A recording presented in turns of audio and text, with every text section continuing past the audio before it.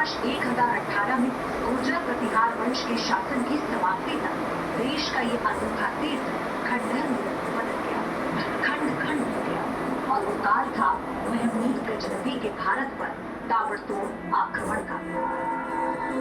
इसी काल में ये मंदिर 500 वर्षों के लिए गुम हो गया। और जब एएसआई के पुरातत्ववेत्ता के मोहम्मद का चंबल में ट्रांसफर हुआ तो चमत्कार होने लगा।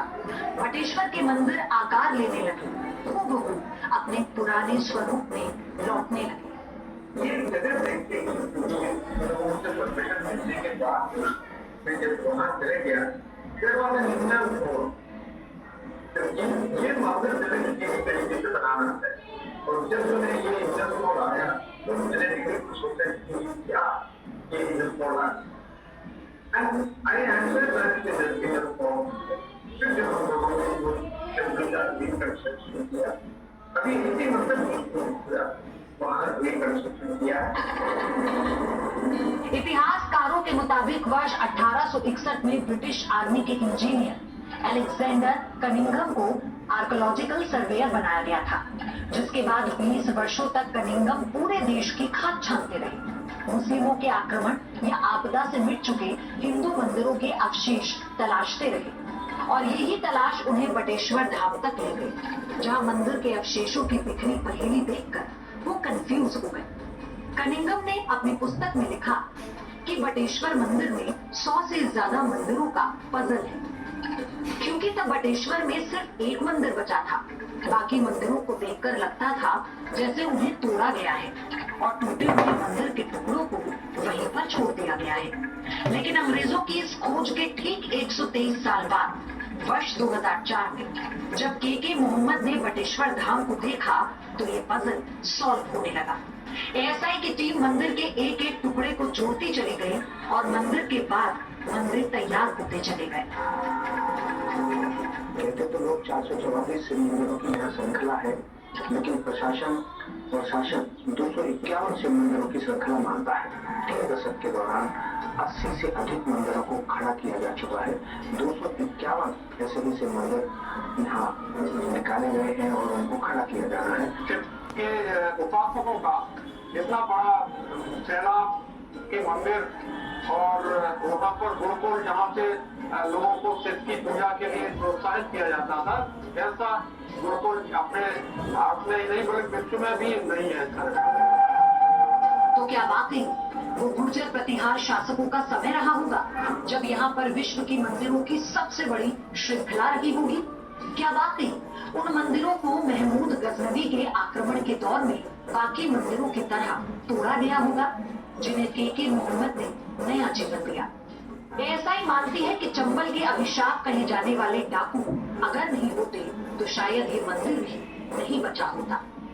जब के मोहम्मद का मध्य प्रदेश डिवीजन में ट्रांसफर हुआ और जब उनकी नजर बटेश्वर धाम पर पड़ी, तब तक चंबल के डाकू अपने आखिरी दौर में थे। या तो वो सरेंडर कर रहे थे या मारे जा रहे थे।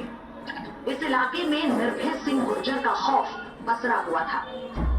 वही निर्भय सिंह गुर्जर जिसके 30 साल की डकैती का आपराधिक इतिहास था, जिस पर 239 क्रिमिनल केस दर्ज हो चुके थे, जिनमें हत्या, अपहरण, डकैती के मामले भी शामिल थे। कहते हैं कि यह मंदिर के पुनर्निर्माण में एक ऐसी अड़चन थी जिसे एक डाकू को ही सुलझाना था। आर्कोलॉजिस्ट के मोहम्मद ने गुर्जर के साथी डकैत लच्छू सिंह से बात की और फिर लच्छू सिंह ने निर्भय सिंह गुर्जर से बात की, जिसके बाद आर्कोलॉजिकल टीम उस जगह तक पहुंच गई जहां पर कोई इंसान कदम रखने से भी घबराता है।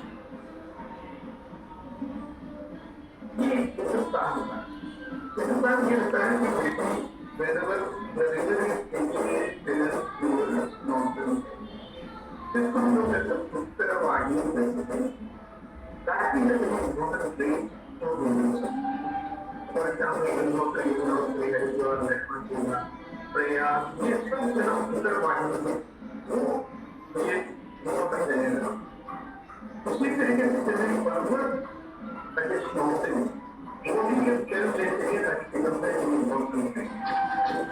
वो साल था 2005 जब आर्कोलॉजिकल टीम इस बीहड़ में अपने कारीगरों और इंजीनियरों के साथ पहुंचे थे। तब वहां एक ऐसी घटना घटी जिससे एक डाकू का भी दिल पसीज उठा। के मोहम्मद ने बताया है कि एएसआई की टीम जब मुरैना के बटेश्वर पहुंची तो मंदिर परिसर में एक व्यक्ति बीड़ी पीता हुआ नजर आया था। एक मंदिर में बीड़ी पीते व्यक्ति को देख के मोहम्मद को गुस्सा आ गया और इससे पहले कि कोई कुछ कर पाता, उन्होंने बीड़ी पी रहे व्यक्ति को लताड़ लगाई और पूछा कि एक मंदिर में बीड़ी पीते हुए तुम्हें शर्म नहीं आ रही? लेकिन जब साथियों ने बताया कि वो कोई और नहीं बल्कि खुद निर्भय गुज्जर है तो के मोहम्मद के होश उड़ गए। लेकिन एक डाकू के ईगो को नामी आर्कोलॉजिस्ट ने बखूबी संभाला। के मोहम्मद जानते थे कि निर्भय सिंह गुज्जर बहुत बड़ा शिव भक्त है और फिर कुछ ऐसा कहा कि एक खूंखार डाकू भी उनका सबऑर्डिनेट बन गया। उन्होंने कहा कि ईश्वर ने आपको एक उद्देश्य के साथ यहाँ भेजा है। ये मंदिर गुर्जर प्रतिहार शासकों ने बनवाया था और उनका वंशज निर्भय सिंह गुज्जर इन मंदिरों को दोबारा बनवाएगा। बताते हैं कि इससे डाकू निर्भय सिंह गुज्जर इतना खुश हुआ कि उसने न सिर्फ मुरैना में एएसआई टीम को एक्सेस दिया बल्कि एएसआई की टीम को मजदूर भी उपलब्ध कराए, जिससे भोले का धाम एक बार फिर अपने पुराने स्वरूप में खड़ा होने लगा। बटेश्वर का तीर्थ वापस लौटने लगा। एक गीत की बोल है कि खामोशियां आवाज दी तुम सुनने तो आओ कभी, और ऐसी ही एक आवाज इन पत्थरों की भी थी जो सदियों तक अनसुनी की गई। उसे कोई नहीं सुन पाया क्योंकि ये जंगल की आगोश में थे। लेकिन फिर कहा जाता है कि ये पत्थर बोलने लगे थे और इन्हें जो सुनने लगा था वो था एक मुसलमान, वो था आर्कियोलॉजिकल सर्वे ऑफ इंडिया का एक अधिकारी, वो था के मोहम्मद। जी हाँ, और फिर ये सिलसिला ऐसा शुरू हुआ कि के मोहम्मद साहब सुनते चले गए और ये पत्थर उन्हें अपनी कहानी बताते चले गए। इस स्थान का पता वर्ष 1984 के दौरान जब पढ़ावनी गढ़ी पर काम चल रहा था तो भारतीय पुरातत्व सर्वेक्षण विभाग के ग्वालियर के अधीक्षक के मोहम्मद हुआ करते थे। और एक केवल ये कहता है कि उन्होंने भगवान से सपना दिया और उस सपने में बताया कि हमें गढ़ी के पीछे बढ़ा है।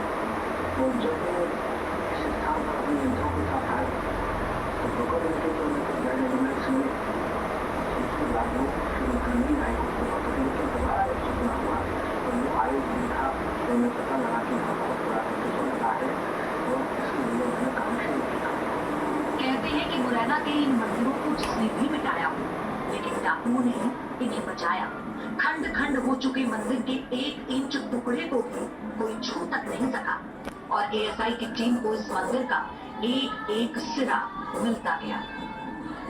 पुरातत्व के जानकार ये दावा करते हैं कि यहाँ 251 मंदिर हुआ करते थे, जबकि स्थानीय लोगों का मानना है कि इन मंदिरों की संख्या 444 थी।